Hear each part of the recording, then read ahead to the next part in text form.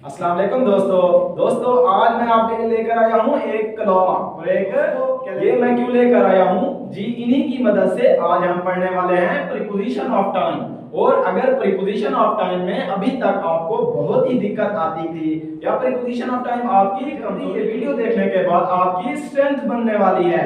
अगर एग्जाम में आप फंसना नहीं चाहते हो तो इस वीडियो को एंड तक देखो, क्योंकि इसमें हम कवर करने वाले हैं प्रीपोजिशन ऑफ टाइम, और वो भी इस तरीके से कि आप चाहकर भी नहीं। जब हम टाइम की बात करते हैं तो टाइम में हमारे पास दो चीजें आती हैं, एक तो होती है हमारी घड़ी और दूसरा होता है हमारा कैलेंडर। और जब हम घड़ी की बात करते हैं तो घड़ी में हमें टाइम कैसे दिखता है? घड़ी में हमें टाइम दिखता है एक तो घंटों में, मिनट्स में और सेकंड्स में।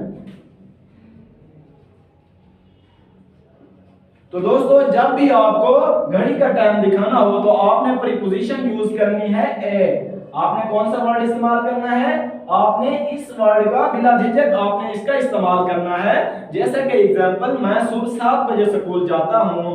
आई go to school at 7 o'clock। अब देखें मैंने यहाँ पर एट का वर्ड इस्तेमाल किया है, और ये क्यों किया है?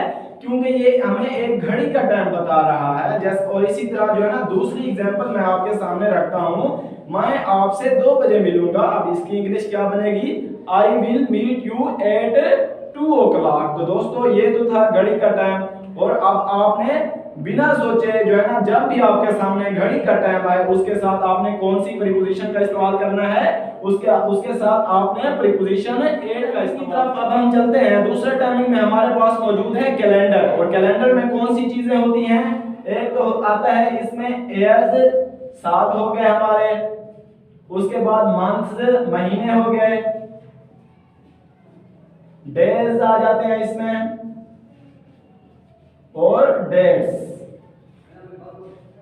तो दोस्तों कैलेंडर में ये चीजें आती हैं। सबसे पहले हम देखते हैं ईयर्स और मंथ्स को। इसके साथ हमने प्रीपोजिशन कौन सा इस्तेमाल करना है? इन का करना है।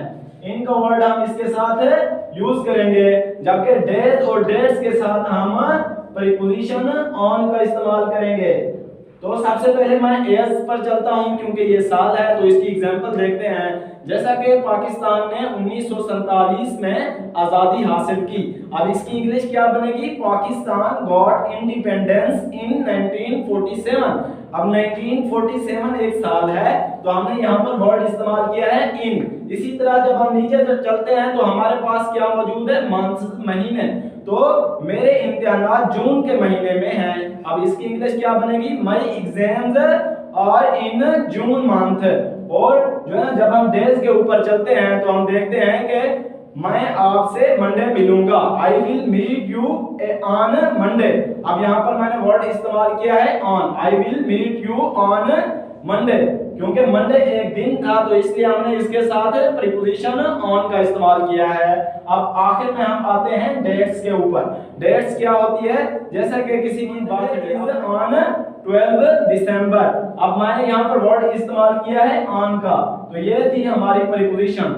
दोस्तों अब कंसेप्ट आपको मालूम हो चुका है कि हमने अगर प्रीपोजिशन ऑफ टाइम की कोई भी एमसीक्यूज आपके सामने आ जाती है किसी भी कॉम्पिटिटिव एग्जाम में, तो आप उसको जो है ना बिना परेशान हुए आप उसको हल कर सकते हैं।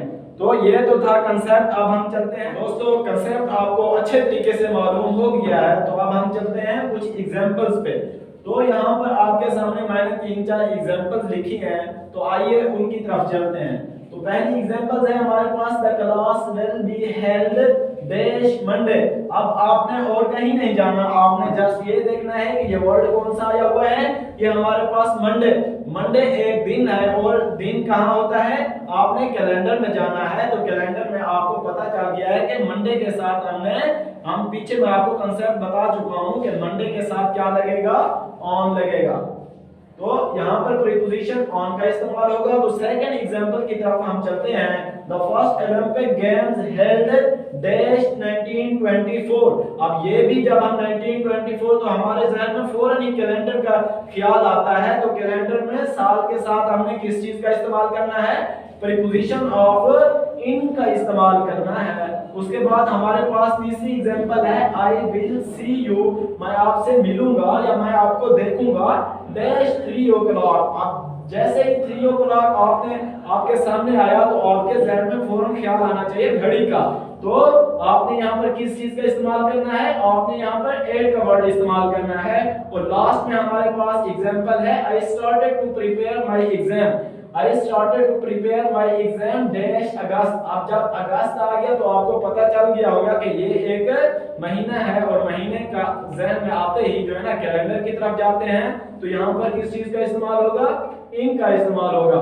दोस्तों आपने और ज्यादा कुछ नहीं करना, बस आपने कैलेंडर और घड़ी को अपने जहन में रखना है और एग्जांपल्स को करते जाना है। तो इसमें आपको कोई टेंशन नहीं होनी चाहिए। तो ये था आज का हमारा कंसेप्ट। दोस्तों उम्मीद है कि आपको मेरी वीडियो अच्छी लगी होगी। मेरे चैनल को अगर आपने अभी तक सब्सक्राइब नहीं किया तो प्लीज इसे सब्सक्राइब कर दें। Thank you.